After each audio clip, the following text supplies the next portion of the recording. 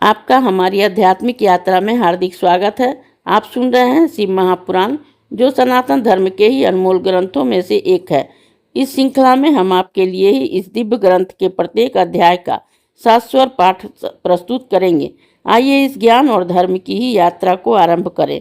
भगवान महादेव की महिमा और उपदेश से ही सजी इस पावन कथा के साथ ही ओम नमः शिवाय। 42वां अध्याय, द्वादश ज्योतिर्लिंग।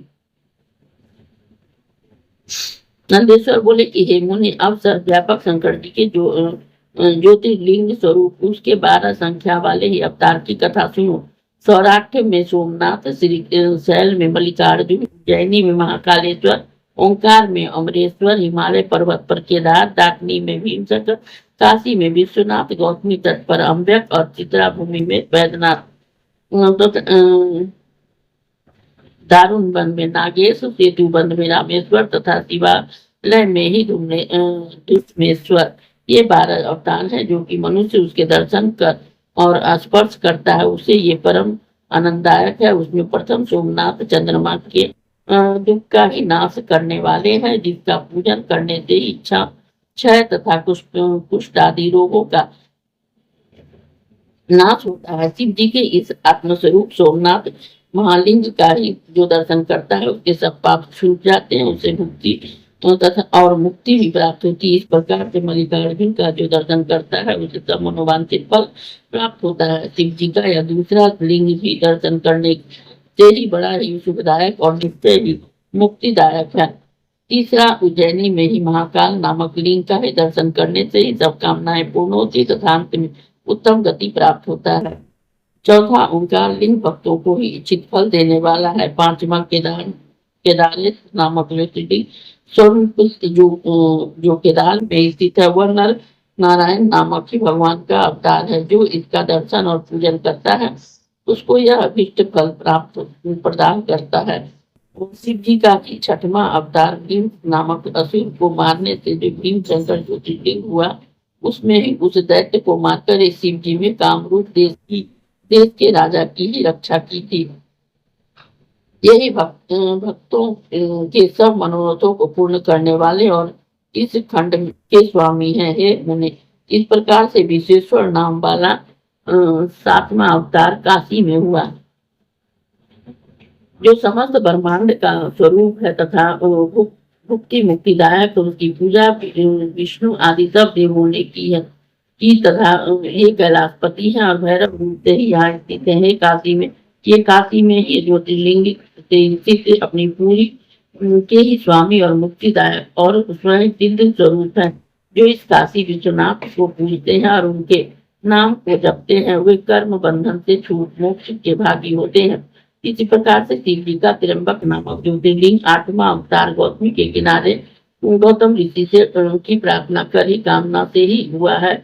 इस ज्योतिर्लिंग के दर्शन और स्पर्श से सब कामनाएं पूर्ण होती है, पश्चात मुक्ति प्राप्त होती है। नमा वैद्यनाथ अवतार हुआ है जिसमें अनेक लीलाधारी शंकर जी रावण के निर्मित ही प्रकट हुए हैं। जब रावण शंकर जी को लिए जा रहा था तो शंकर जी बहाना करके वहां ज्योतिर्लिंग स्वरूप से किताभूमि में स्थित हुए और त्रिलोक में ही उसका वैद्यनाथेश्वर नाम प्रसिद्ध हुआ। इसके दर्शन और भक्ति पूर्वक पूजन से ही मुक्ति प्राप्त होती है।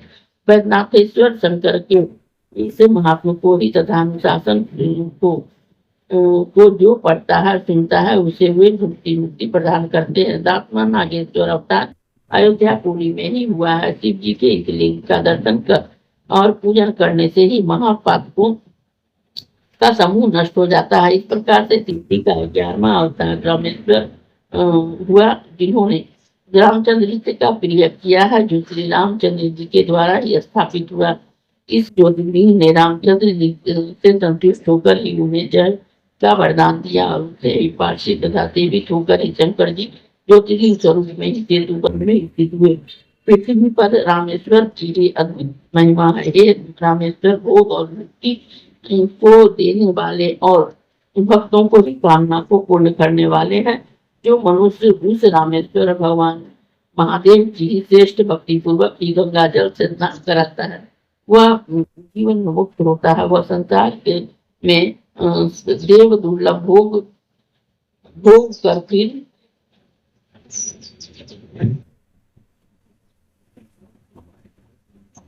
पर ज्ञान को प्राप्त कर ही कवल मोक्ष को प्राप्त करता है। इस प्रकार से शंकर जी का दुष्मेश्वर नामक ही 12वां अवतार हुआ, जिससे ही दुष्मा को आनंद दिया है। दक्षिण दिशा में ही देवलोक से के निकट ही सरोवर में ही दुष्मा से प्रिय करने वाले शंकर जी प्रकट हुए। उन्होंने सुदेहा दैत्य से ही मारे हुए दुष्मा के पुत्र का उसकी भक्ति से ही संतुष्ट होकर रक्षा की। फिर उससे पार्थिव सर्व कामनादायक दुष्मेश्वर नामक शिव जी ज्योतिर्लिंग स्वरूप से ही उस सरोवर में स्थित हुए और जिस लिंग से दर्शन पूजन से लौकिक सुख प्राप्त हो मुक्ति प्राप्त होती है। शिव जी की अधिक 12 संख्या वाले ज्योतिर्लिंग वाली मैंने वर्णन किया है। जो इस ज्योतिर्लिंगों का कथा को पढ़ता है, सुनता है, सब पापों से छूट भोग तथा मोक्ष को होता है। यह 100 अवतारों की ही शतरुद्र नामक संगीता सब कामनाओं में को फल देने वाली है। जो इसे ही सावधान चित्त से ही पढ़ता है, सुनता है, उसके सभी मनोरथ पूर्ण होते हैं तथा वह मोक्ष का भागी होता है। इस अध्याय के श्रवण हेतु आपका हृदय से धन्यवाद। हम आशा करते हैं कि शिव महापुराण की यह दिव्य कथा आपको आध्यात्मिक शांति और गहन ज्ञान प्रदान कर रही होगी। कृपया अगले अध्याय के लिए हमारे साथ जुड़े रहें और अपने सुझाव एवं भावनाएं कमेंट के माध्यम से अवश्य साझा करें। धर्म, भक्ति और ज्ञान की इस पावन यात्रा में आपका साथ हमारे लिए अत्यंत मूल्यवान है। ओम नमः शिवाय। यदि यह प्रस्तुति आपको पसंद आई हो, लाइक करें, कमेंट करें, सब्सक्राइब जरूर करें, बेल आइकॉन दबाना ना भूलें ताकि अगला अध्याय आपसे छूटे नहीं। और इस पावन ज्ञान को ही शेयर करें अपने परिवार और मित्रों तक।